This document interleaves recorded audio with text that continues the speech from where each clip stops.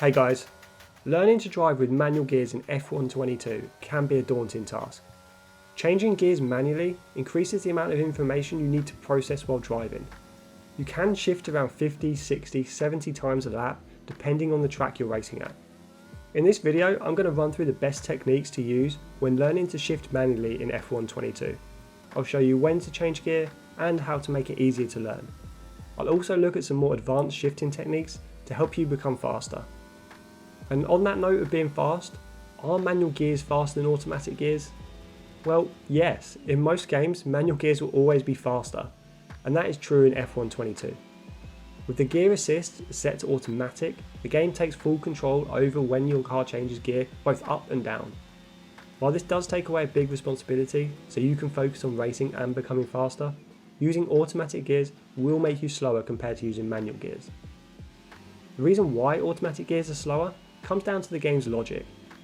The game will automatically change gear based on a single factor, your car's RPM.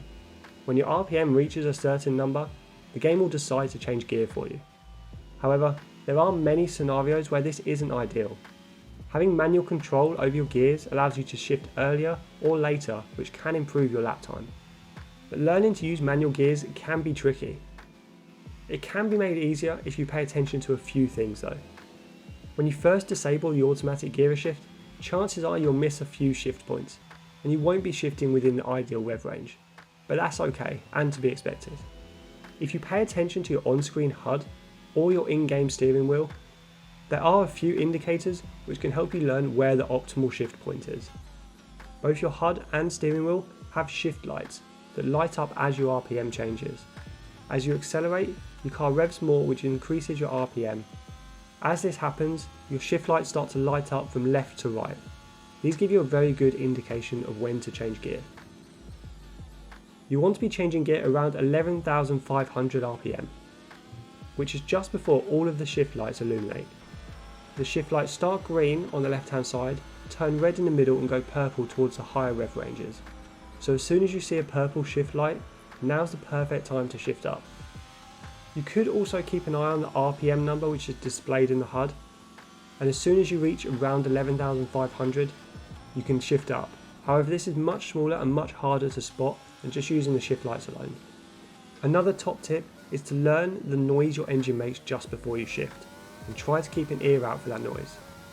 Learning to recognise this noise will help you learn when the best point to shift is without using a visual indicator.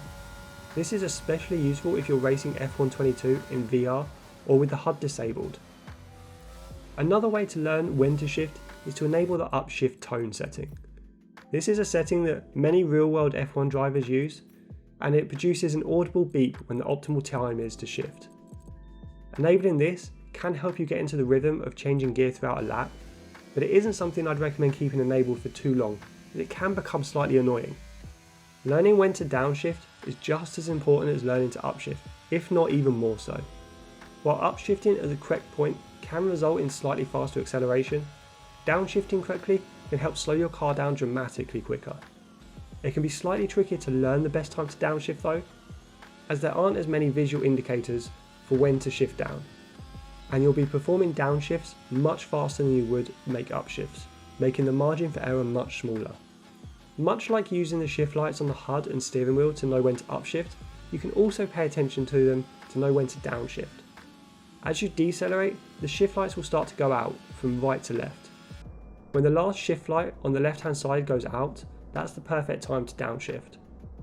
When decelerating from high speed, these shift lights will go out very quickly, meaning you'll have to downshift equally quick. When braking from top speed, you may even be pulling multiple downshifts per second. You can downshift much quicker when decelerating from high speed compared to travelling at slow speed, and this is because you'll be losing speed extremely quickly when decelerating from a higher speed. As you shift down through the gears, the gap between downshifts starts to increase. When you're braking from extremely high speeds, there's a perfect opportunity to use engine braking to help you decelerate faster. This is a technique of using your engine to help force your car to slow down quicker. You can achieve this by downshifting ever so slightly quicker than normal, which forces the engine to help your rear wheels slow down. Instead of waiting for all the shift lights to go out, try downshifting just before the last shift light goes out. But be careful, because if you shift too early, you can lock the rear of your car, which will result in a spin as you enter the corner. It's a really fine balance to achieve. However, when you nail it, this technique can be used to slow your car down ever so slightly quicker than if you're just downshifting normally. It can give you an advantage when braking late while trying to overtake someone. Along with engine braking, there are a few other techniques which you can use to gain lap time when using manual gears. The first one is to hold gears longer. Holding a gear longer than you normally would involves not shifting at that optimal rev range.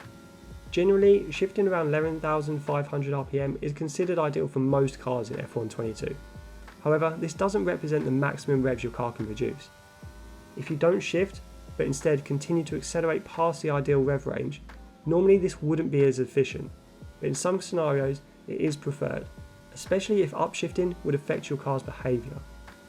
When you upshift, you can ever so slightly unbalance your car while the gear change is happening. If you're mid-corner and applying steering input at the same time, this can cause your car to become slightly unstable. This could end in an oversteer moment, or cause you to have to reduce the amount of throttle you've got applied. Instead, holding onto a gear while you're accelerating mid-corner can be beneficial to avoid this undesired behaviour. You can hold your current gear while you're accelerating through the corner, and as soon as your car's a little bit straighter, then you can shift up. Short shifting is another advanced technique, and in most forms of motorsport it's extremely handy to learn. Basically, short shifting is the art of changing up a gear ever so slightly earlier than you normally would. This may seem counterintuitive as you won't be getting the best power and acceleration, however it has some really good uses. By short shifting in F122, you'll essentially be preventing your engine from revving. Changing gear early will force the engine revs to drop as you change up to the next gear. This will reduce the amount of potential wheel spin you get, as your revs will be much lower than if you were to shift at the normal rev range. Short shifting is especially useful if you're accelerating out of a slower corner and struggling for traction. It's also extremely useful in wet conditions where you're much more likely to spin your wheels. While your engine won't be sending absolute maximum power to your wheels when you short shift, it does allow you to maintain traction under acceleration, which can speed up how fast you apply more throttle. Some ideal times to utilise short shifting are when you're accelerating hard at lower speeds, when you're exiting a corner during wet conditions, or when you want to get on the power early out of a corner. Driving with manual gears in F122 is one of the hardest assists to get used to, and the step from automatic to manual can be incredibly large. This is one thing you really need to take your time on, and try to utilise some of the tips I've mentioned in this video. As always, if you've enjoyed this video, please hit that like button and let me know how you get on in the comments below. Ask me any questions you have about manual gears and I'll try to reply as quick as I can. If you want more F122 content, subscribe to this channel and turn on that alert notification, as I'll be releasing a lot more F122 videos this year. But for now guys, I'll see you on track.